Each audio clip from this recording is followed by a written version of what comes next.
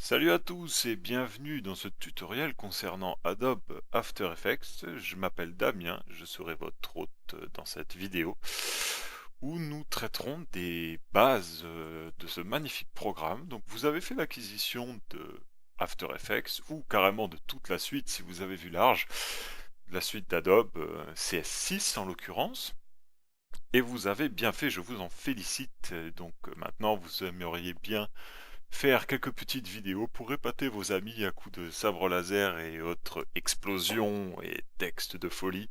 Comme je vous comprends, j'ai moi-même commencé avec ce magnifique programme il y a déjà quelques années.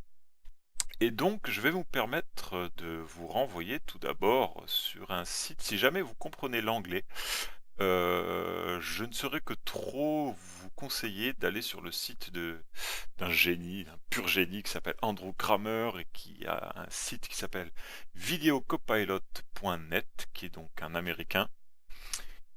Vous pourrez retrouver sous un onglet tutoriel tous ces magnifiques tutos. C'est vraiment des choses assez hallucinantes qui fait. On va voir par exemple prendre quelque chose un peu au hasard, comme quoi, le dernier. Prenons le dernier. Voilà, où vous pouvez constater par vous-même que qui fait des explosions, et on peut aller plus loin. Il fait aussi des ralentis avec des vidéos. Là, vous pouvez voir les morceaux de verre, etc. Enfin bref, c'est assez hallucinant. Et voilà, moi, tout ce que j'ai appris, je le sais de ce monsieur. Donc, si vous comprenez bien l'anglais, je ne saurais que trop vous conseiller d'aller plutôt sur son site que sur le mien. Pourquoi se contenter de l'élève quand on peut avoir le maître? Voilà. Donc en attendant, vous avez fait l'acquisition de la suite d'Adobe ou juste d'Adobe After Effects. Donc Adobe After Effects qui est comme son nom l'indique, si vous comprenez ne serait-ce qu'un tout petit peu l'anglais, c'est un logiciel pour faire des effets spéciaux. Après avoir filmé, d'où son nom After Effects, puisqu'il faut d'abord filmer pour pouvoir mettre un effet dedans. Et donc si vous n'avez que ce programme-là et que c'est ce que vous souhaitiez faire à la base, que des effets visuels, dans ce cas-là, pas de problème.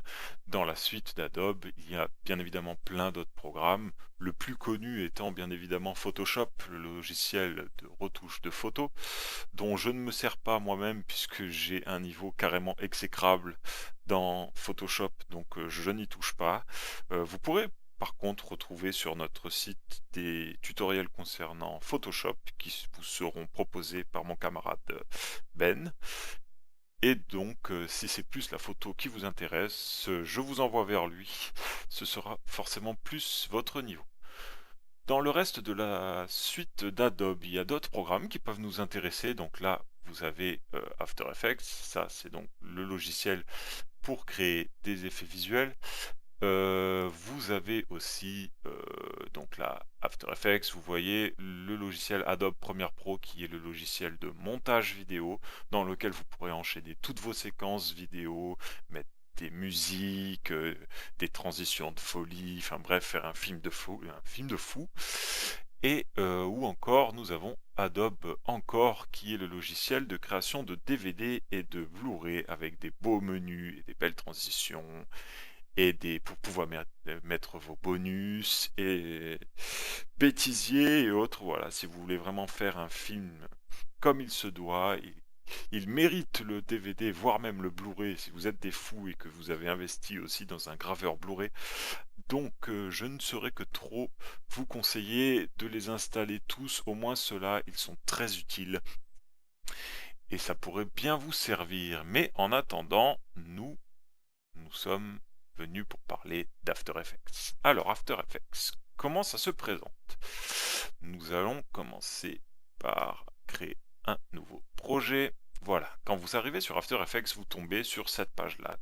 En l'occurrence, je précise que c'est Adobe After Effects CS6, mais même en partant du CS4, vieux déjà maintenant, on se retrouve grosso modo la même interface, ça n'a jamais trop changé. C'est plutôt les options, les effets, et tout ce genre de choses qui ont changé depuis. Donc, mais l'apparence, en tout cas, reste relativement la même. Contrairement, par exemple, à Photoshop, qui me semble a quand même changé en ces dernières années, After Effects, en tout cas, la base reste la même. Donc si vous avez le 16.4, le 16.5, le 16.5.5, parce que vous faites des choses bizarrement chez Adobe, ou le CS6, la dernière version, c'est grosso modo la même chose. Donc, quand vous arrivez sur After Effects, il y a plein de panneaux différents, plusieurs options, on est tout de suite très perdu, mais ne vous découragez pas. Ce serait bien dommage parce qu'il y a énormément de choses qui sont relativement simples et c'est assez intuitif, je dirais, pour commencer. Donc, nous allons commencer par présenter les différents onglets. Nous avons ici à gauche l'onglet Projet qui camoufle l'onglet Effets dont on reparlera tout à l'heure. L'onglet Projet, c'est tout simplement ici que vont se retrouver tous vos différents éléments, que ce soit des vidéos, des images, peu importe, tout ce que vous allez importer dans After Effects, pardon, se retrouvera ici. Ici, c'est ce qu'on appelait la timeline, si vous voulez. C'est là que, un peu comme la table de montage, où vous aurez ici le calque. J'y reviendrai plus tard à ce qu'est un calque. Vous aurez les calques, donc vidéo, photo, ce que vous voulez, et là, leur durée en fonction du temps, tout simplement. Ici, nous avons un onglet paragraphe qui ne sert relativement à rien, en tout cas pour le moment. Là, nous avons un onglet qui est avec des polices d'écriture et leurs différentes tailles et tous les réglages comme sur Word en réalité, hein, pour régler du texte, puisque dans vos vidéos, vous serez amené à mettre du texte aussi, ne serait-ce que mettre vos noms en tant qu'acteur, hein, ou simplement le titre du film, ou encore, si vous faites des bandes annonces, un peu de texte, ça mange pas de pain, et c'est toujours assez sympathique. En dessous, nous avons un onglet qui est en réalité plus utile que celui-ci, c'est l'onglet des effets et paramètres, qui met du temps à se charger, voilà, avec toute la liste de tous les effets que comporte After Effects, qui est assez longue, mais nous avons une manière en général plus simple de les retrouver dans l'onglet ici en haut, Effets, où ils sont tous listés ici, que ce soit des effets propres à After Effects ou qui ont été rajoutés, comme vous le voyez tout en bas. Vidéo Copilot, c'est le site dont je vous parlais tout à l'heure, qui est le site de Andrew Kramer, et donc il a même fait lui-même certains effets, certains plugins très intéressants que vous serez certainement amené à utiliser.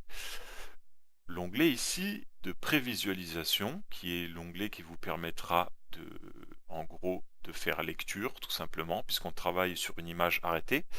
Donc ça vous permettra de faire lecture et de regarder votre effet en mouvement. Bien évidemment, plus l'effet est complexe, plus il demande de la puissance de calcul. Donc on est souvent amené à réduire la résolution pour ne pas que votre PC saccade. Après, tout dépend de la capacité de votre machine. Pour ma part, moi j'ai une machine de guerre, hein, donc je peux me le permettre un petit peu, mais j'ai pas toujours eu ce PC là, et c'est vrai que c'est des fois plus facile à la limite d'encoder vite fait la séquence pour la regarder avec Media Player ou VLC et juger à vitesse réelle de ce que ça donne. Bien évidemment, le revers de la médaille, c'est qu'il faudra encoder la vidéo pour pouvoir la lire, et donc ça prend du temps. Mais la prévisualisation, parfois c'est un peu difficile, surtout sur des effets complexes. Il faut qu'il calcule, l'image est saccadée, ça rend pas hyper bien. Voilà. Là, nous avons encore un dernier onglet qui est pas forcément important, c'est simplement un indice de couleur et de coordonnées. Vous voyez que quand je bouge ma souris, ça fait évoluer les deux coordonnées ici. Et là, tout est noir, donc il indique du noir, forcément, puisqu'il n'y a rien. Mais selon ce que vous avez à l'image, vous placez la souris ici. S'il y a, dans cet endroit, s'il y a du rouge, eh ben, il vous mettra le rouge avec les codes couleurs et tout ce qui s'ensuit. Voilà pour ce qui est de la présentation basique du programme. Donc tout à l'heure, je vous avais parlé des calques, donc on va vite fait parler de ça. C'est tout c'est la seule chose qu'on abordera aujourd'hui pour ne pas trop vous compliquer la tâche dès le début. Donc, un calque, c'est en réalité, ça peut être tout et n'importe quoi. Un calque peut être une vidéo, peut être une photo, peut être du texte aussi, ça peut être ou simplement, comme vous le voyez ici, nous allons aller donc, ah ben non, je ne peux pas puisqu'il faut d'abord créer une composition, suis-je bête? Commençons par le début. Donc nous allons créer une composition. Une composition, c'est comme un dossier qui contiendra tous vos calques, c'est ce que vous allez en gros exporter après pour la, comment dire, pour l'encoder et avoir votre vidéo finale. Ça s'appelle une composition. Donc, une nouvelle composition, je vais la laisser composition 1. Vous mettez tous les réglages qui vous intéressent. En l'occurrence, moi je cherche à avoir toujours les réglages de base des vidéos que j'importe. En l'occurrence, moi je filme en Full HD à 25 images secondes.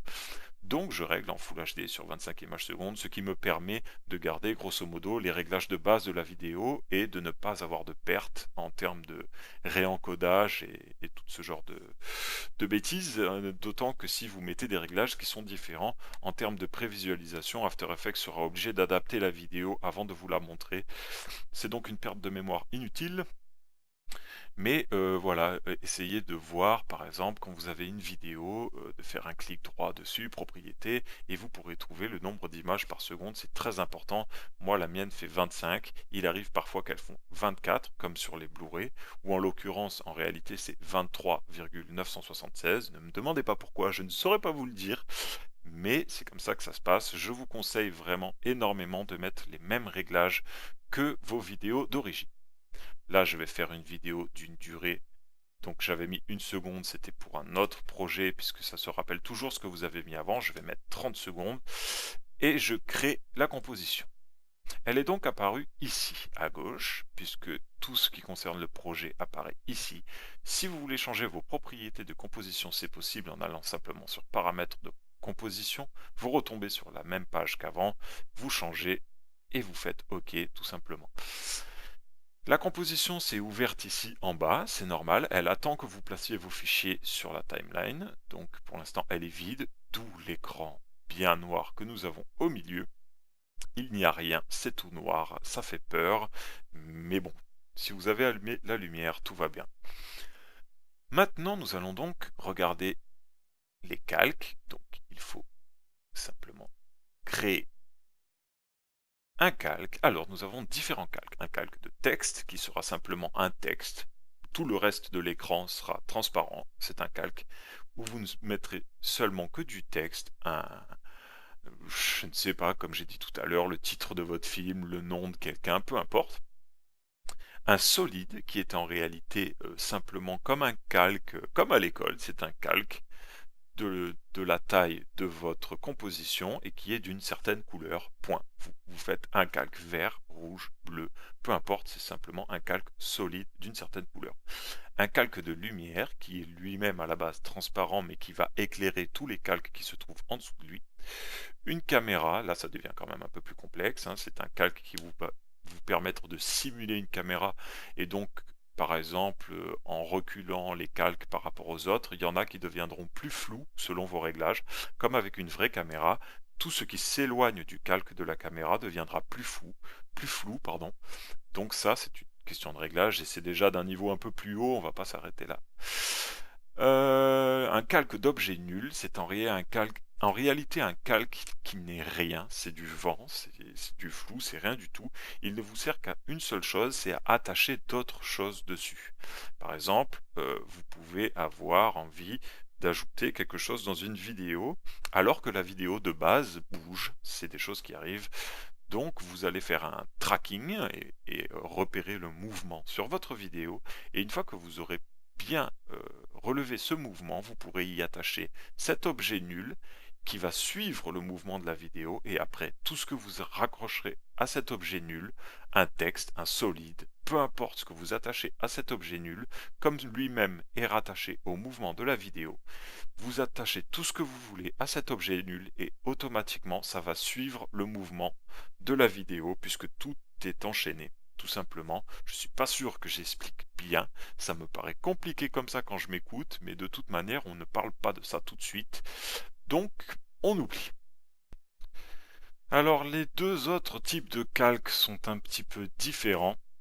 Le calque de forme, on va un petit peu oublier. Le calque d'effet est simplement un calque qui permet de supporter des effets, c'est-à-dire qu'il est parfaitement transparent. Vous ne verrez rien en l'ajoutant sur la vidéo, simplement en mettant des effets dessus, vous constaterez qu'ils affectent tous les effets qui sont enfin tous les calques qui sont en dessous.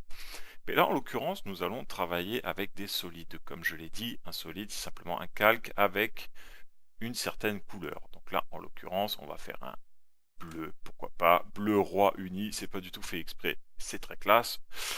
Donc, il apparaît avec plusieurs options. On va donc voir ces options ici en ouvrant et sur transformer. Le point d'ancrage, c'est en gros où se trouve l'épingle qui tient le calque. Elle se trouve ici, matérialisée par la petite croix. La position qu'il a donc en 2 dimensions, il est possible de passer en 3 dimensions en cliquant ici, mais ça nous verrons dans un autre tutoriel. La position, donc vous voyez, on peut aller à droite, à gauche, on peut aller en haut et en bas, c'était l'inverse de ce que j'ai fait, mais c'est pas grave.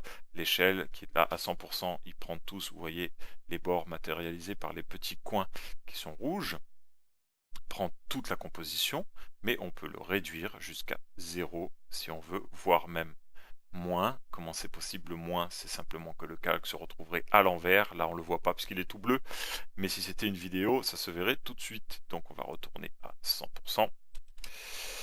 La rotation qui est évidemment à gauche ou à droite, et l'opacité, c'est la transparence du calque qui peut aller de 0 où on le voit pas du tout à 100 où on le voit entièrement. Donc maintenant, je vais créer, d'ailleurs je vais changer ça en bleu, ça ne sert à rien, ça ne modifie pas le calque, mais en réalité c'est tout simplement si vous avez des calques qui selon vous marchent ensemble, qui sont comment dire, qui font partie, si vous en avez 3 ou 4 qui font partie du même effet, qu'il faut qu'ils restent groupés, vous pouvez leur donner, c'est comme une étiquette de couleur où vous verrez que tous les calques qui ont le truc bleu sont censés rester ensemble. C'est un genre de pense-bête, voilà. Là, nous avons l'option qui permet d'activer ou de désactiver la vision du calque. Ça a l'air idiot de créer un calque pour l'effacer, mais en réalité, dans certains cas, c'est utile. Là, c'est l'effet inverse. Le petit rond ici fait que vous ne verrez que celui-là, effaçant ainsi tous les autres calques. Le cadenas, ça paraît évident, c'est simplement pour verrouiller le calque et ne plus pouvoir faire quelques modifications dessus. Là, vous pouvez passer donc là des options qui sont bon, le flou de mouvement, le fait que le calque, si vous mettez des effets dessus, ça affectera aussi les calques d'en dessous, et passer le calque en mode 3 dimensions. Pour l'instant, c'est pas très utile. Là, nous passons donc sur les modes de transition qui sont en réalité, vous voyez, vous avez plein de choix qui sont en réalité, en gros, comment votre calque va se comporter avec tous les autres calques, surtout ceux qui sont en dessous en réalité. Comment est-ce comment est-ce que ce calque va se comporter avec les calques qui sont en dessous de lui? Nous allons créer un autre calque solide pour faire quelques petites démonstrations rapidement. Celui-ci, on va le rouge, rouge uni. Boum, voilà, ça fait mal aux yeux. On ne voit plus le calque bleu forcément, parce que comme vous pouvez le voir ici, le calque rouge est au-dessus du calque bleu, donc vu du dessus, le calque bleu n'apparaît pas puisqu'ils ont la même taille. Pour bien voir ça, il suffit de déplacer le calque rouge. Vous voyez bien qu'en dessous, mon calque bleu est toujours là. On replace le tout, voilà.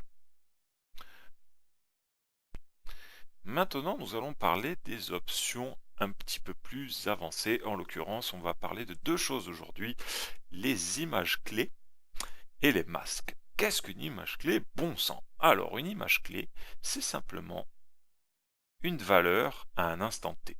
Par exemple, là, la valeur de l'échelle de mon casque est de 100%. Si je la réduis aux alentours de 50, vous voyez bien qu'il est nettement plus petit que mon calque bleu. Mais si je change cette valeur et que je la remets à 100, voilà, mettons-la par exemple à 50, comme j'ai fait avant, le calque ne changera pas tout au long de mes 30 secondes de composition. Et par moment, un effet visuel qui ne bouge pas, c'est quand même assez moche.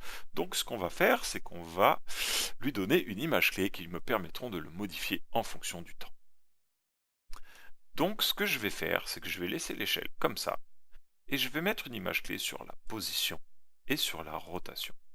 La rotation, je vais partir vers la gauche jusqu'à arriver en gros à ce qu'il soit droit, comme ça vous verrez bien, allez plus ou moins, voilà. Et la position, je vais le déplacer comme ça sur la gauche. Vous aurez remarqué que avec le chronomètre, deux petits losanges jaunes sont apparus. Là, il y en a un gris, mais c'est normal, c'est parce qu'il n'est pas sélectionné. Mais ça veut dire en gros qu'à ce moment-là, en l'occurrence à 0 secondes, la valeur de la position est celle-ci. Pareil pour la rotation, à 0 secondes, la valeur est de moins 90 degrés. Si nous allons maintenant à la fin de la vidéo, à 30 secondes, pour l'instant rien n'a bougé et c'est normal, puisque je vais lui donner une autre valeur. Vous verrez que dès que j'aurai changé la valeur, After Effects va remarquer que la valeur que je lui ai donnée à l'avance, au début de la vidéo, n'est plus la même, donc il a compris qu'il faut qu'il mette une nouvelle image clé. Je vais déplacer ma composition jusqu'à tout à droite, et comme je l'avais prévu, une image clé est apparue, puisque à cet instant-là, à 30 secondes, la valeur de position de mon calque rouge n'est pas la même que celle que j'ai mis au début. Il doit donc marquer cette nouvelle valeur. On va faire pareil avec la rotation. On va la passer à 90 degrés. Alors là, on ne voit pas vraiment, mais il s'est retourné. La valeur a été modifiée. Quel est l'intérêt de faire des images clés qui sont aussi loin l'une de l'autre? Tout simplement parce qu'After Effects est un logiciel extrêmement puissant, très intelligent du moment qu'on lui dit les bonnes choses, parce que sinon, si on lui dit les mauvaises choses, il comprend pas droit, comme tout. C'est pareil avec vos amis, je pense, comme avec les miens. Si moi je dis les choses et que je les dis mal, ils ne comprennent rien, parce qu'ils sont cons, et je suis forcément encore plus con qu'eux, ce qui est régulièrement le cas. Donc, en l'occurrence, là, l'intérêt, c'est que je lui ai dit, en gros, à ce moment, à 0 secondes, le calque est tout à gauche et il est tourné de moins 90 degrés. Et à 30 secondes, le calque est tout à droite et il est tourné de plus 90 degrés. Et After Effects va calculer, va passer de l'un à l'autre de la manière la plus fluide qui soit. Et si vous prenez la barre de timer et que vous la déplacez pour avancer dans le temps, vous verrez sous vos yeux, comme par magie, qu'After Effects calcule toutes les positions intermédiaires jusqu'à rejoindre la deuxième valeur. C'est magnifique, c'est magique, c'est After Effects et c'est là tout l'intérêt. Donc il va falloir être particulièrement futé, puisqu'il faut bien tenir compte que dès que vous mettez des valeurs de ce genre, des images clés ou quoi que ce soit, After Effects va calculer toutes les images intermédiaires entre deux images clés. Du coup, si vous voulez que ça ne bouge plus, il faudra mettre, par exemple, je vais copier. Donc, CTRL-C, j'ai sélectionné mes deux petits losanges. Je vais aller juste après, on va dire ici, par exemple, je vais faire coller, CTRL-V, et hop, boum, il passait tout à droite, c'est normal puisque maintenant les valeurs se retrouvent ici, du coup, il passe de gauche à droite beaucoup plus vite et après, il n'avance plus, c'est normal, les valeurs ici sont les mêmes que les valeurs à la fin, du coup, il ne bouge plus. CTRL-Z pour annuler ce que vous venez de faire et du coup, voilà. Bien, nous allons parler maintenant des masques. Donc ce qu'on va faire, c'est qu'on va tout simplement enlever les chronomètres, voilà, se remettre à 160 et la rotation à 0 et remettre l'échelle à 100%. Voilà, donc là maintenant nous sommes revenus à ce que nous avions à la base, c'est-à-dire un calque rouge par-dessus un calque bleu. Qu'est-ce qu'un masque? Un masque vous permet de sélectionner une partie du calque, parce que vous voulez peut-être pas toujours tout le calque. Par exemple, je sais pas, vous voulez sélectionner un objet de votre vidéo et mettre un autre fond derrière, c'est tout à fait possible. Pour cela, vous sélectionnez la plume. Donc d'abord, bien évidemment, choisir sur quel calque, vous allez travailler et prendre l'outil plume. Et vous faites un joli, la forme que vous voulez sélectionner. Et bien sûr, vous n'oubliez pas de la refermer. Et boum, voilà, je repasse en souris. Et vous vous rendez compte maintenant que de mon calque rouge, il ne reste que ce qui a été sélectionné à l'intérieur du masque. Donc, on va ouvrir ici et outre l'onglet transformer, maintenant est apparu l'onglet masque. Masque 1, c'est normal, nous n'en avons fait qu'un seul. Il y a des nouvelles options. Alors déjà, une option importante, c'est l'option addition, c'est-à-dire que là, on a choisi par rapport au calque bleu d'ajouter ce qui est à l'intérieur du masque, pardon. Mais on peut aussi faire soustraction. Vous voyez bien maintenant qu'on ajoute que ce qui est à l'extérieur du masque et on voit toujours le calque du dessous au travers du masque. Il y a d'autres options, intersection, éclaircir, obscurcir et différence, mais ça c'est surtout quand nous avons plusieurs masques. En l'occurrence là, on va rester sur addition. Je vais prendre les autres options par le bas maintenant. L'expansion du masque, c'est tout simplement grandir ou revenir dans le masque. Ça arrive parfois. L'opacité du masque qui est la même chose que l'opacité du calque en général, puisque pour l'instant, pour le calque, il n'y a qu'un seul masque. Si nous avions plusieurs masques, alors on pourrait jouer avec l'opacité de chacun selon ses souhaits. Là, c'est l'option générale de tout le calque. Voilà, qui monte à 100. Et là, en l'occurrence, pour ce masque-là, comme il n'y en a qu'un, ça fait la même chose, mais s'il y avait deux masques, seul celui que je sélectionne aurait disparu. Le contour du masque, qui est en gros pour atténuer un peu les bords et faire une transition plus fluide.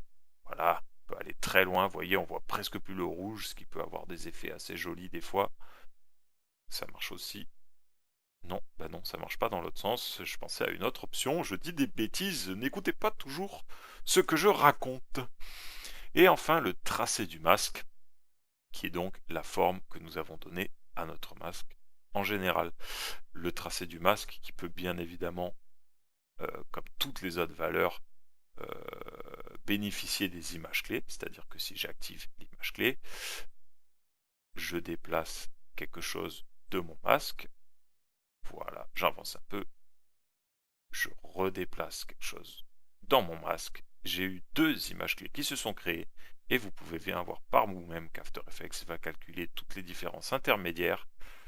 Voilà, je remets un peu comme c'était et j'enlève mon tracé. C'est aussi valable, bien évidemment, pour l'expansion du masque. Par exemple, vous pouvez partir de 1000 pixels. Voilà, c'est hyper grand. Et faire une expansion et arriver à quelques secondes à 0. Voilà, vous remarquerez qu'en fonction du temps, le masque rétrécit en l'occurrence, puisque la valeur la plus petite est celle qui vient après. Mais on aurait très bien pu faire dans l'autre sens, bien sûr. Le contour du masque, c'est la même chose, une petite image clé. Vous voyez, une petite image clé, on se met à 1000. Voilà. Et si on va quelques secondes plus loin, on se remet à 0. Deux images clés se sont créées. Et on part d'un masque tout fondu. Vous pouvez d'ailleurs, si vous voulez, enlever le tracé du masque en cliquant sur cette option ici. Voilà. Qui fait qu'on voit un peu mieux ce qui se passe. Et en fonction du temps, vous voyez que votre masque devient de plus en plus net. Ça peut faire beaucoup d'effets assez sympathiques. À vous de voir. Voilà, et ben on va s'arrêter là pour cette fois-ci. La prochaine fois, on fera un tuto un peu plus compliqué où je vous apprendrai à vous filmer plusieurs fois sur un canapé ou quelque chose, et ensuite à tout assembler pour qu'on vous voie plusieurs fois à l'image. Vous pourrez même vous parler à vous-même si c'est un ou autre chose, hein, selon vos fantasmes, hein, chacun fait ce qu'il veut. Et on se servira donc de masque, mais sur une vidéo, ce qui ne change rien en réalité, c'est exactement la même chose. D'image clé, bien sûr, ça on s'en sert tout le temps, peu importe le tuto, on s'en servira toujours. Donc voilà, n'hésitez pas à mettre un petit commentaire, à aller voir nos nouveaux tutoriels sur notre site, que ce soit pour After Effects ou pour Photoshop. Et laissez des commentaires après les vidéos, dans notre forum, des insultes aussi, vous avez le droit de tout dire, je les lirai pas forcément, mais voilà, je suis ouvert à toute critique. Voilà, on se voit la prochaine fois, amusez-vous bien.